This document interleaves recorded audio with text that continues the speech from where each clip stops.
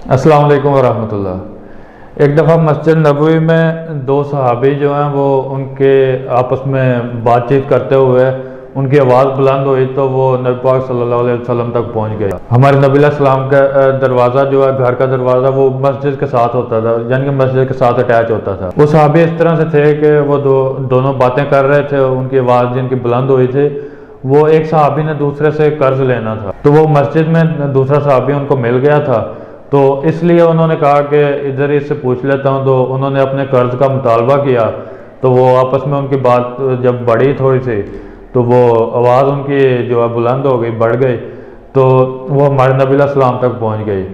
तो जब हमारे नबी सल्लल्लाहु अलैहि वसल्लम ने उनकी आवाज़ सुनी तो आप सलाम ने अपना दरवाज़ा खोल के एक सहाबी को बुलाया जो कर्ज मांग रहा था।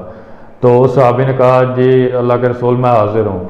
तो आप सलाम ने फिर उसको इशारा किया कि इसका आधा कर्ज छोड़ दो। तो उस सहाबी ने कहा कि जी मैंने आपका हुक्म कबूल किया, अभी मैंने इसको पूरा कर दिया। तो उसके बाद आप सलाम ने दूसरे सहाबी को कहा कि आप इसका कर्ज दे दो।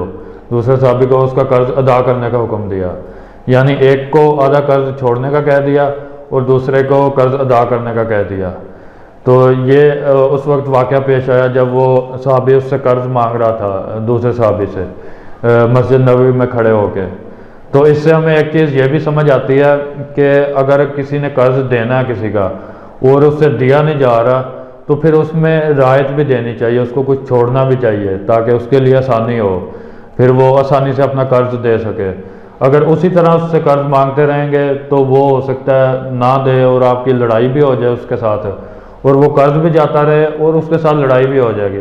लेकिन अगर उसको कुछ छोड़ देंगे तो इसमें यह हिकमत है कि कुछ हिस्सा छोड़ देंगे तो वो बाकी हिस्सा भी मिल जाएगा आपको, और उसके साथ लड़ाई भी नहीं होगी, और बल्कि एहसान हो जाएगा, वो आपका कदरदान रहेगा।